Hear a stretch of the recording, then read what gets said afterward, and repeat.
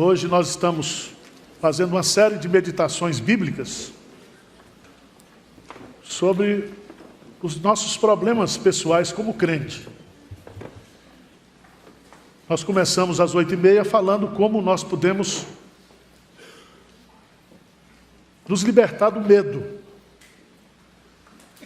O salmista Davi diz: busquei ao Senhor e Ele me acolheu, livrou-me de todos os meus temores. No culto das 11 nós falamos sobre depressão. O crente pode ficar depressivo. E o nosso Deus é o Deus que conhece a dor do depressivo. Agora às 16h30 nós falamos da luta dos crentes contra o vício. Quem é viciado aqui? Levanta a mão. Só eu? Eu estou vendo gente aqui com 130 quilos. Você é viciado em comida. Tem crente viciado em pornografia. Tem crente viciado hoje em consumismo. Tem crente viciado em cachaça, droga. Tem crente hoje lutando contra tudo. E nós temos que enfrentar esse assunto. Tratamos aqui, depois você escuta lá. Agora eu quero falar um pouquinho sobre pecado e culpa. Abra a sua Bíblia no Salmo 32. Vamos trabalhar um pouquinho isso aqui. Pecado e culpa. Como tratar a culpa, o pecado na nossa vida? Se não existisse a culpa, todos os psicólogos, psiquiatras estariam demitidos, porque todo mundo trabalha, os nossos problemas estão relacionados com as nossas culpas. Está aqui o professor Daniel, professor de psicologia, não deixa mentir, né?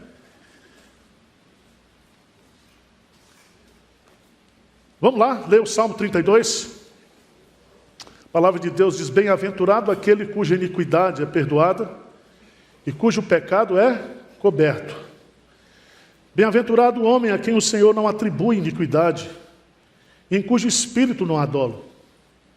Enquanto calei os meus pecados, envelheceram os meus ossos pelos meus constantes gemidos, todo dia, porque a tua mão pesava dia e noite sobre mim, e o meu vigor se tornou em sequidão de estio. Confessei-te o meu pecado, e a minha iniquidade não mais ocultei. Disse: confessarei ao Senhor as minhas transgressões, e tu perdoaste a iniquidade do meu pecado. Sendo assim, todo homem piedoso te fará súplicas, em tempo de poder encontrar-te. Com efeito, quando transbordarem muitas águas, não atingirão. Tu és o meu esconderijo, tu me preservas da tribulação, me cercas de alegres cantos de livramento. Instruir-te-ei e te ensinarei o caminho que deves seguir, e sob as minhas vistas te darei conselho. Não sejais como cavalo ou mula sem entendimento, os quais com freios cabreços são dominados, de outra sorte não te obedecem. Muito sofrimento terá de curtir o ímpio, mas o que confia no Senhor, a misericórdia o assistirá. Alegrai-vos no Senhor e regozijai-vos, ó justos. Exultai, vós todos, que sois retos de coração.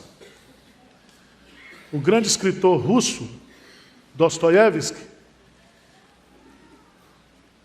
em uma das suas obras, Irmãos Karamazovski, ele diz lá, numa frase singular, ele diz: se Deus não existe, tudo é permitido. Mas se Deus existe, algumas coisas são permitidas e outras são o quê? Proibidas. E Deus nos fez assim. Deus nos criou à sua imagem e à sua semelhança. Deus criou uma coisa que todo mundo tem aqui, chamada consciência. Aquilo que Paulo chama em Romanos de uma luz que acende dentro de nós. E dita para nós que existe o certo e que existe o quê? o errado. Deus nos dá a sua revelação, seus pensamentos, as suas ideias estão explícitas nas Escrituras Sagradas. E nós, por causa da nossa pecaminosidade, porque somos pecadores, nós vivemos lutando contra os nossos desejos, contra os nossos pecados, nós pecamos, e consequentemente também temos que trabalhar com essa questão da culpa, porque todo pecado gera culpa, gera condenação. E eu queria nesta noite chamar a sua atenção, porque coisas acontecem na nossa vida, como aconteceu na vida de Davi, ao escrever este salmo. Ele cometeu um pecado de adultério, esse pecado o levou a um homicídio, e ele tentou durante um período esconder o seu pecado. E talvez eu e você façamos a mesma coisa. Nós pecamos, nós tentamos esconder esse pecado, mas Deus, Ele trabalha na nossa vida. E a palavra de Deus diz que o nosso pecado nos achará. Achará. Eu quero chamar a sua atenção, porque Davi, ele começa os salmos dizendo: bem-aventurado o homem que não anda segundo o conselho dos ímpios, não se detém no caminho dos pecadores, nem se assenta à roda dos escarnecedores. Então, Davi começa o livro dos salmos dizendo que o homem é feliz por aquilo que ele faz. Por aquilo que ele faz. Aqui, Davi vai usar a mesma palavra no hebraico para dizer que nós somos felizes, não por aquilo que nós fazemos, mas por aquilo que nós recebemos o quê? De Deus. E ele começa o salmo dizendo que a maior bênção, a maior felicidade que nós podemos receber de Deus é o perdão dos nossos o quê? Pecados.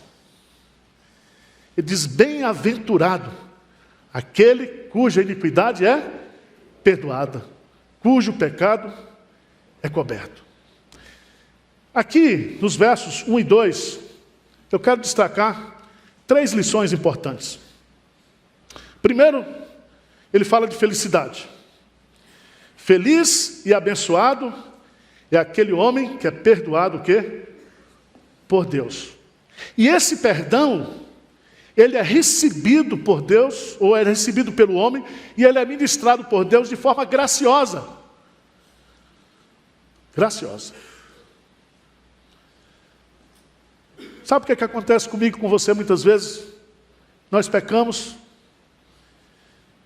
e o pecado nos acusa, e você muitas vezes lê a Escritura Sagrada, confessa o seu pecado, mas você não se apropria do perdão de Deus. Como Davi disse, ele diz: contra ti somente pequei, e fiz ao que aos teus olhos parece mal. E ele diz assim: o meu pecado está sempre o quê? Diante de mim. Ele não conseguia se livrar. E aqui eu queria destacar, em segundo lugar, que Davi usa 3 palavras para descrever o que é pecado. A primeira delas é, no versículo 1, iniquidade. Bem-aventurado aquele cuja iniquidade. A palavra no hebraico significa transgressão ou rebelião. Significa que o meu pecado, o seu pecado, é uma rebelião contra as leis de Deus, contra a vontade do Deus soberano. Segunda palavra que ele usa, além de iniquidade, ele usa a palavra pecado. No hebraico, outra palavra, que significa ofensa. Significa que você ofende a Deus quando você peca, quando eu peco.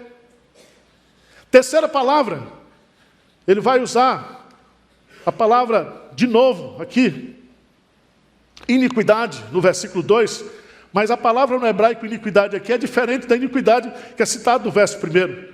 A palavra no hebraico aqui, avon, significa perversidade moral, consciente e deliberada.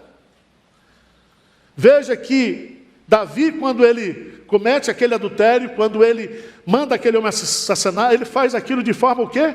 Deliberada. Mas o bonito do texto, desses 2 primeiros versos, é que Davi vai usar também 3 palavras para descrever o perdão de Deus. Ele diz: bem-aventurado aquele cuja iniquidade é perdoada. A palavra perdoada aqui significa tirar a culpa de alguém e levá-la o quê? Para longe. Assim como aquele animal no Yom Kippur, ele recebia a imputação do pecado do povo, e aquele bode, aquele animal era mandado para o deserto, significa que quando Deus perdoa o nosso pecado, Ele nos afasta completamente, ou afasta completamente de qualquer condenação. Mas Ele usa a palavra coberto, muito bonita essa palavra. Bem-aventurado aquele cuja iniquidade é perdoada, cujo pecado é coberto. E essa palavra no hebraico significa esconder, vestir-se, encobrir. A ideia está lá em Isaías capítulo 61, verso 10, quando nós somos cobertos pelo sangue de Jesus, nós somos vestidos com a justiça de Cristo. Significa que quando Deus nos perdoa, Ele nos perdoa por causa de Cristo, por causa do sacrifício de Cristo, porque o sangue de Jesus nos purifica de todo o pecado. Mas o mais bonito, ele termina: bem-aventurado o homem a quem o Senhor não atribui iniquidade. A palavra atribuir iniquidade significa imputar, significa lançar na sua conta. E a ideia aqui é que Deus perdoa os nossos pecados, lançando o nosso débito na conta de Jesus Cristo. O castigo que nos traz a paz estava sobre Ele, e pelas suas pisaduras fomos nós o quê? Sarados. Sarados. Irmãos, não existe maior felicidade do que nós sermos o quê? Perdoados por Deus. Perdoados por Deus. E não há pecado na sua vida, não há pecado na minha vida, que Deus não possa o quê? Perdoar. Ainda que os vossos pecados sejam vermelhos como o carmesim, eles se tornarão brancos como a neve. Então, se você está aqui hoje com seu coração carregado, se você hoje está sofrendo por causa de pecados encobertos, escondidos, confessa. E é aí que Davi vai colocar, a partir do versículo 3, a sua experiência. No versículo 1 e 2, ele dá toda a teologia do pecado e do perdão. Mas depois ele vai contar a sua experiência para mim e para você. Ele vai dar o seu testemunho dos versos 3 a 6. Ele havia cometido o pecado do adultério, com Betseba, o homicídio de Urias. E ele tentou esconder isso. Ele viveu com isso escondido. Mas um dia, o profeta Natan é enviado lá. E ele é confrontado por Deus no seu pecado. E aí ele vai dizer para mim e para você, no versículo 3. O que ele diz aí? Vamos ler juntos? Enquanto calei os meus pecados, envelheceram os meus ossos, pelos meus constantes gemidos, todo dia. Porque a tua mão, dia e noite sobre mim, e o meu vigor se tornou em sequidão de estio. Preste atenção, que ele descreve a sua condição. Ele diz, enquanto calei os meus pecados. Ele tentou o quê? Ocultar. Você acha que nós podemos esconder alguma coisa de Deus? Ele tentou ocultar. Veja quais foram as consequências dessa tentativa de ocultar o seu pecado. Primeiro, consequências físicas. Envelhecer os meus ossos pelos meus constantes gemidos, o quê? Todo dia. Ele tentava esconder, mas aquilo levava sobre ele o peso do seu físico, do seu corpo. Segunda coisa, consequências o quê? Espirituais. físicas e espirituais, porque ele diz assim, porque a tua mão pesava o quê? Dia e noite sobre mim. Irmãos, Deus não quer que eu e você escondamos pecados dele. E ele nos incomoda espiritualmente. Ele gera tristeza, ele gera angústia, ele gera sofrimento, se nós queremos esconder pecado de Deus. Mas há consequências emocionais também, diz o texto aí. O meu vigor se tornou em sequidão de estio. Ele usa a figura de uma terra seca para descrever a sua depressão. Ele perdeu o seu humor, a sua alegria. O pecado, irmãos, gera tristeza, culpa e opressão espiritual. A gente fica abatido. Como diz o hino, abatido em meu pecado, clama a ti, ó meu Senhor. Mas o que é bonito, versículo 5, depois de descrever a sua situação, ele toma uma decisão. Qual é a decisão que ele toma? Hein? Versículo 5, confessei-te o meu pecado. Eu acho isso aqui de Davi extraordinário, porque ele diz que o pecado não foi de Betseba. Ele não projeta o seu pecado, ele não transfere o seu pecado, ele assume o seu pecado. Assume. Confessei-te o meu pecado. Preste atenção. Confissão de pecado é requerida por Deus para todo aquele que deseja o quê? Perdão. Abra a sua Bíblia em Provérbios, capítulo 28, versículo 13. Provérbios 28, 13. Vamos ler juntos esse versículo da palavra de Deus. O que é que diz aí? O que encobre as suas jamais, mas o que as confessa e deixa, o quê? Alcançará misericórdia. Confessa e deixa, vai alcançar o quê? Misericórdia. Enquanto você tentar ocultar o seu pecado, você não vai prosperar. Você vai sofrer. Mas quando você confessa, você recebe o perdão de Deus. Davi admitiu o seu pecado. Qual foi a consequência? Deus o perdoou. Uma operação contábil simples. Tira da sua conta e põe na conta de Jesus. Você está perdoado. Por causa da justiça de Cristo. Porque esse pecado que você cometeu, ele já foi pago. O sangue de Jesus nos purifica de todo pecado. É muito bonito isso. E confessei-te o meu pecado e a minha iniquidade, não mais o quê? Ocultei. Ele vai repetir as mesmas palavras: pecado, iniquidade, transgressão, iniquidade.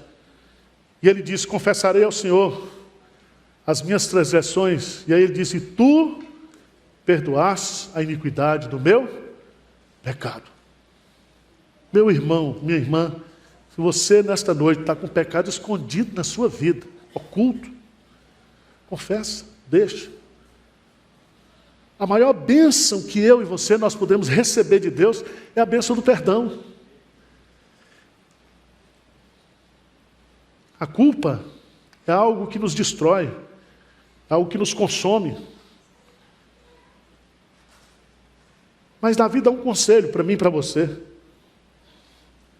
Veja no versículo 6 o conselho que Davi está dando. Depois de contar a sua experiência. Ele está falando para mim e para você. O que ele diz aí? Sendo assim, todo homem piedoso te fará súplicas em tempo de poder o quê? Com efeito, quando transbordarem muitas águas, não o quê? Atingirão. Se você é crente, corra logo, confessa. Porque quando as coisas vierem à tona, você já está o quê? Perdoado. Perdoado. E nós temos um promotor, 24 horas, chamado Capeta, mais conhecido como Satanás, Diabo. Ele é o nosso o quê? acusador. Ele nos induz ao pecado. E depois do pecado efetivado, ele tripudia sobre nós. Mas Jesus Cristo, que é o nosso advogado, o justo, ele intercede por nós. E ele vai dizer assim: olha, esse cara é pecador mesmo, Satanás, você está certíssimo. Mas eu transfiro para ele a minha justiça, o meu perdão.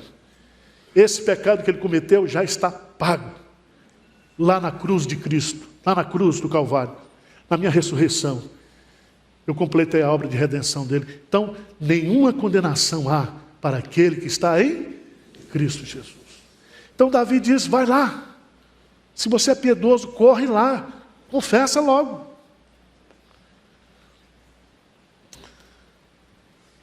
Mas o que é bonito, dos versos 7 a 11, agora, para encerrar o Salmo, é o que as bênçãos, o que o perdão de Deus promove no coração do perdoado.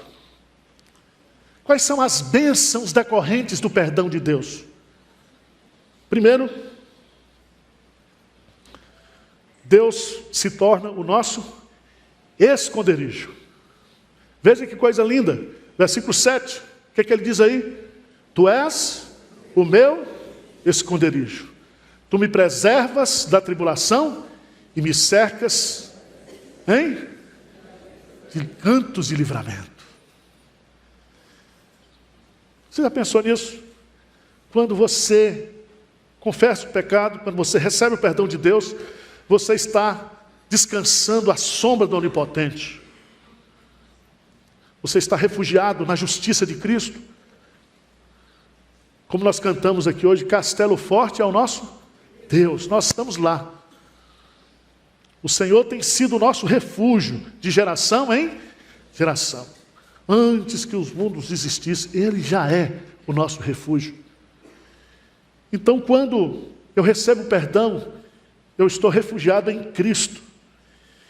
E isso traz para mim alegres cantos de livramento. É como se a minha alegria fosse o quê? Restituída por Deus. Segunda lição que nós aprendemos aqui, que a segunda bênção do perdão, ter Deus como refúgio, mas Deus passa de novo a ser o nosso professor. Veja no versículo 8, Davi diz assim: instruir-te-ei e te ensinarei no caminho que deves seguir, sobre as minhas vistas te darei o quê? Conselho. Não sejais como o cavalo, a mula, sem entendimento, os quais com freios e cabreços são o quê? Dominados de outra sorte, não te obedece. Irmãos, o pecado é uma estupidez. O pecado é uma insensatez. E Deus está dizendo aqui o seguinte: depois de perdoado, eu vou instruir você. Eu vou ser o professor de vocês. Eu vou colocar você no caminho certo. Eu vou trazer você para a minha presença. E sob as minhas vistas te darei o quê? Conselhos. Nós passamos a ter comunhão com Deus e a gente aprende aquilo que Jesus diz lá: aprendei de mim, porque sou manso e humilde de coração. E ali, nessa caminhada com Cristo, nós encontraremos descanso para a nossa alma. Terceira bênção decorrente do perdão de Deus é que Deus passa a ser a nossa esperança. Ele faz um contraste entre o ímpio e o que confia no Senhor. O ímpio terá de curtir o quê? Muito sofrimento por causa dos seus pecados, mas o que confia no Senhor, o quê? A misericórdia o assistirá.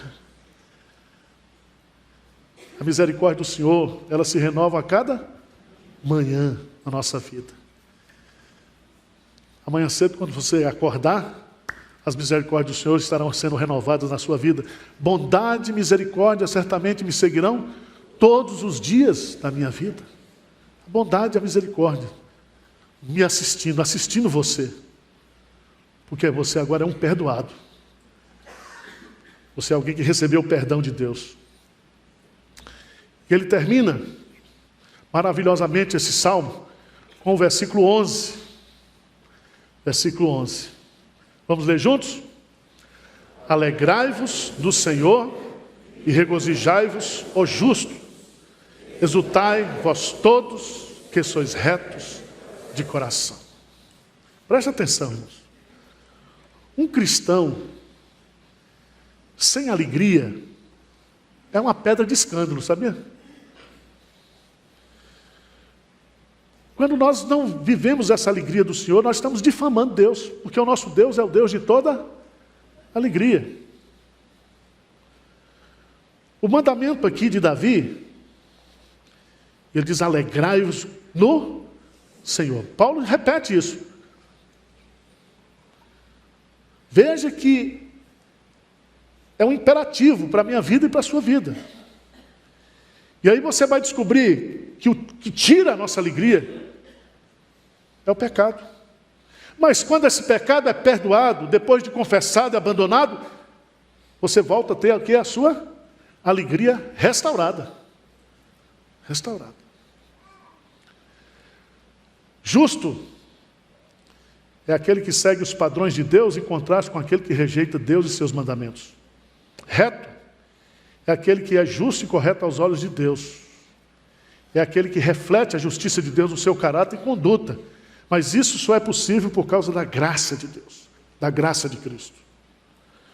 Preste atenção. Eu quero concluir dizendo para você que o Salmo 32 nos ensina duas verdades fundamentais da vida cristã. A primeira delas é que o perdão de Deus é a porta de entrada para a felicidade. Sem perdão não há alegria. Sem perdão não há salvação. Sem perdão não há comunhão. Tudo começa passando pela porta do perdão. A segunda é que não há perdão sem confissão e abandono do pecado. Alguém já disse que confessar é remover o lixo do pecado. O lixo. E você sabe, e nós sabemos,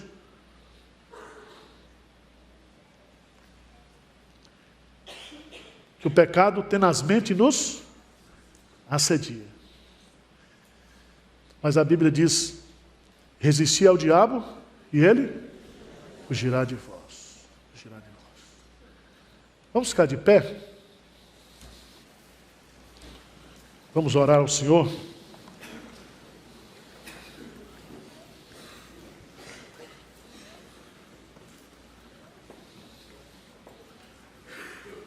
Vocês entenderam o sermão? A mensagem? Sermãozinho fraco, mas para tratar das nossas coisas, né? Das nossas lutas. Talvez você esteja aqui hoje dizendo: Senhor, eu preciso tanto desse perdão. Estou tão triste, perdi a alegria da salvação, estou assim, né? Paulo diz uma coisa muito bonita lá em Romanos, que eu apliquei aqui para os viciados. Ele nos amou, sendo nós ainda o quê? Pecadores. Deus já puxou sua ficha há muito tempo. Está com a tua capivara lá, quilômetros. Conhece tudo sobre sua vida. Mas Ele sabe que para eu e você, nós sermos felizes, nós precisamos do perdão dEle. Na presença do Senhor, a plenitude de alegria. Feche os seus olhos, vamos falar com Deus. Senhor Deus, estamos diante do Senhor. Não há nada oculto aos teus olhos. O Senhor nos sonda e nos conhece. Conhece as nossas lutas, as nossas angústias, os nossos pecados. Mas olha para nós com graça nessa noite, trazendo perdão, trazendo santificação. Trata o pecado na minha vida, na vida de cada um aqui, Senhor. Perdoa a nossa iniquidade.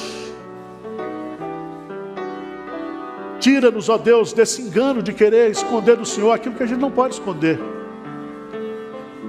Sara, nesta noite, os quebrantados de coração. Traz libertação de culpa, de consciência. Na tua graça, com teu amor. Purifica-nos nesta noite, limpa-nos. Esse é o nosso desejo, nosso pedido, a nossa necessidade. Em nome de Jesus. Amém.